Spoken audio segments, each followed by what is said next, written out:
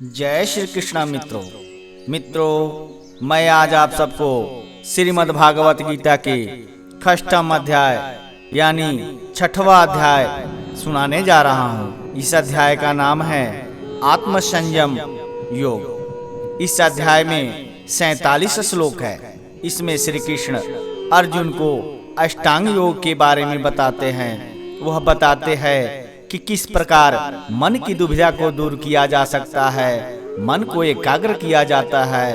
अंतःकरण की शुद्धि से ही मन के द्वंद्व दूर होते हैं और हम कर्म के लिए उद्यत होते हैं। इसलिए हे अर्जुन, आप अपने विचलित मन को स्थिरता देने के लिए योग की शरण में जाओ, जहां तुम्हारे हर सवालों का जवाब है। श्री भगवान बोले, जो पुरुष कर्म फल का आश्रय न लेकर करने योग्य कर्म करता है, वह सन्यासी तथा योगी है। और केवल अग्नि का त्याग करने वाला सन्यासी नहीं है तथा केवल क्रियाओं का त्याग करने वाला भी योगी नहीं है।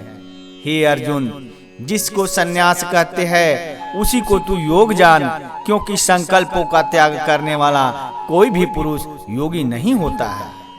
योग में आरूढ़ होने की इच्छा वाले मननशील पुरुष के लिए योग की प्राप्ति में निष्काम भाव से कर्म करना ही हेतु कहा जाता है।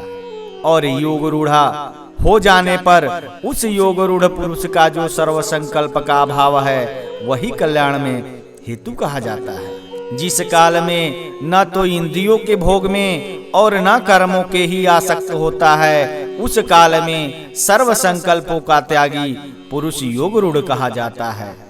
अपने द्वारा अपना संसार समुद्र से उद्धार करें और अपने को अधोगति में न डालें, क्योंकि यह मनुष्य आप ही अपना मित्र है और आप ही अपना शत्रु है।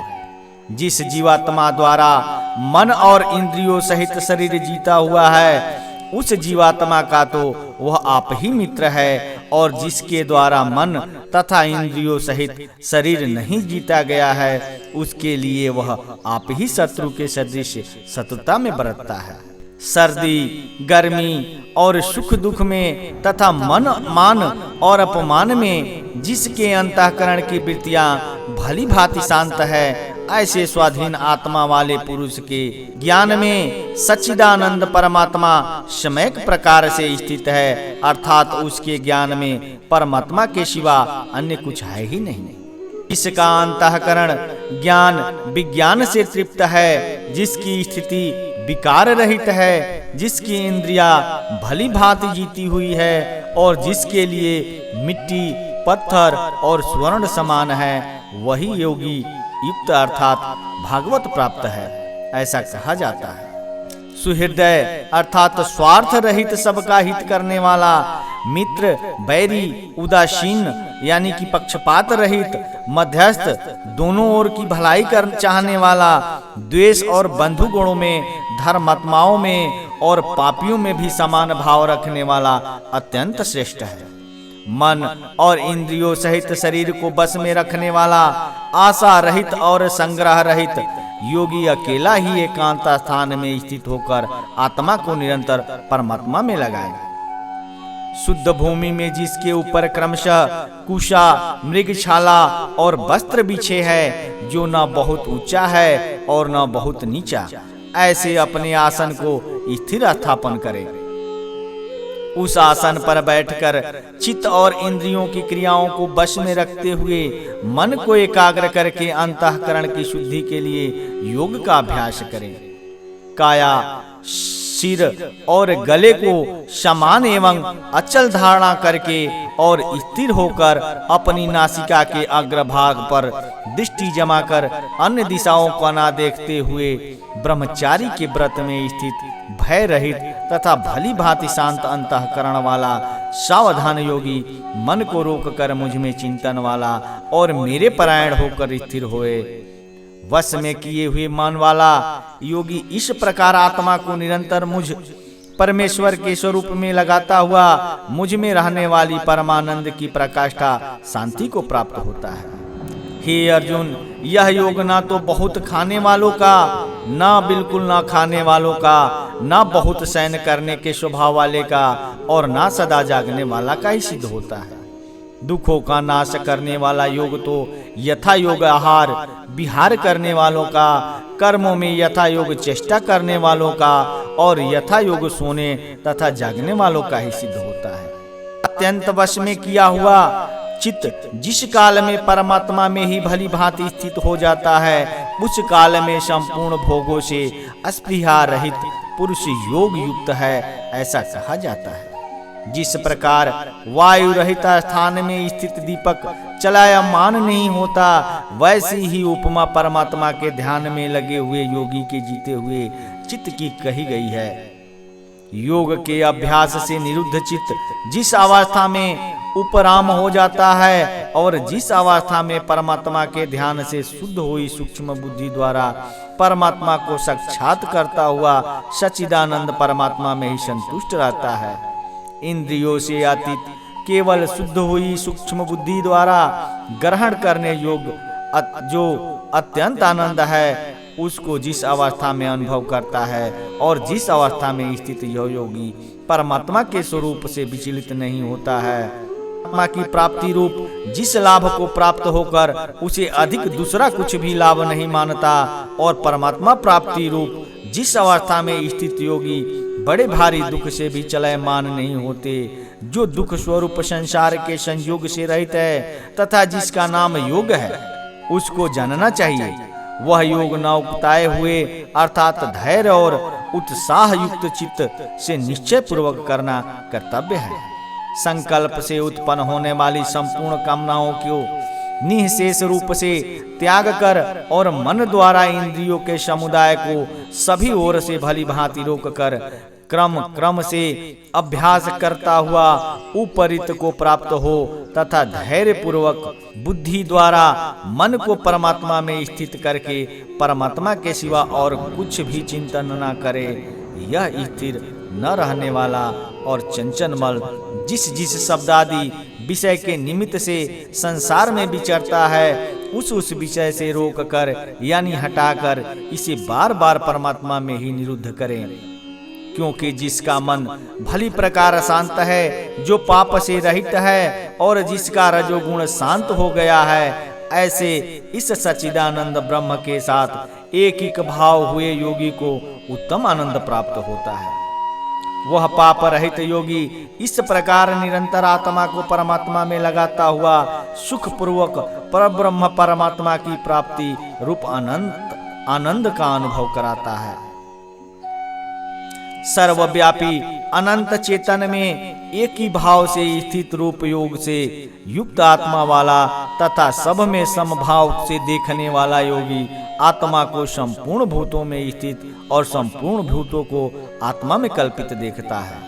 जो पुरुष संपूर्ण भूतों में सबके आत्म रूप मुझ वासुदेव को ही व्यापक देखता है और संपूर्ण भूतों को मुझ वासुदेव के अंतर्गत देखता है, उसके लिए मैं अदृश्य नहीं होता और वह मेरे लिए अदृश्य नहीं होता है। जो पुरुष एक ही भाव में स्थित होकर संपूर्ण भूतों में आत्मा रूप से स्थित मुझ सच्चिदानंद वासुदेव को भजता है, वह योगी सब प्रकार से बरतता हुआ भी मुझ में ही बरतता है।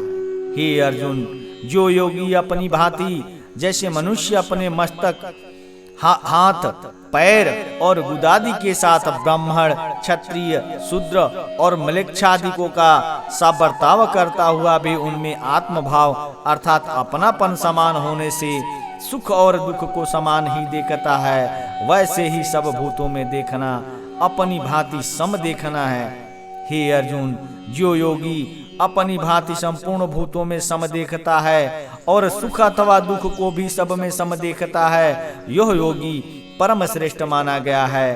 अर्जुन बोले, हे मधुसूदन, जो यह योग अपने समभाव से कहा है, मन के चंचल होने से इसकी नित्य स्थिति को नहीं देखता हूँ, क्योंकि हे श्री कृष्ण, यह मन बड़ा चंचल प्रमथन स्वभाव वाला बड़ा दृढ़ और बलवान है, इसलिए उसको बस में करना मैं वायु को रोकने की भांति अत्यंत दुष्कर मानता हूँ। श्री भगवान कहते हैं, हे महाबाहो, निसंदेह मन चंचल और कठिनता से बस में होने वाला है, परंतु हे कुंती पुत्र अर्जुन, यह अभ्यास और वैराग्य से बस में होता है। जिसका मन बस में किया हुआ नहीं है, ऐसे पुरुष द्वारा योग दुष्प्राय है, और बस में किए हुए मन वाले प्रयत्नशील पुरुष द्वारा साधन से उसका प्राप्त होना सहज है। यह मेरा मत है। अर्जुन बोले, हे श्री कृष्ण, जो योग में श्रद्धा रखने वाला है किंतु संयमी नहीं है, इस कारण जिसका मन अंतः काल में योग से विचलित हो गया है, ऐसा साधक योग की सिद्धि को अर्थात भागवत साक्षात्कार को न प्राप्त होकर किस गति को प्राप्त होता है। हे महाबाहो, क्या वह भागवत प्राप्ति के मार्ग में मोहित और आश्रय रहित पुरुष छिन्न भिन्न बादल की भांति दोनों ओर से भ्रष्ट होकर नष्ट तो नहीं हो जाता? हे श्री कृष्ण, मेरे इस संशय को संपूर्ण रूप से छेदन करने के लिए आप ही योग्य है, क्योंकि आपके सिवा दूसरा इस संशय का छेदन करने वाला मिलना संभव नहीं है। श्री भगवान कहते हैं, हे पार्थ, उस पुरुष का न तो इस लोक में नाश होता है और न परलोक में ही, क्योंकि हे प्यारे, आत्मोद्धार के लिए अर्थात भागवत प्राप्ति के लिए कर्म करने वाला कोई भी मनुष्य दुर्गति को प्राप्त नहीं होता।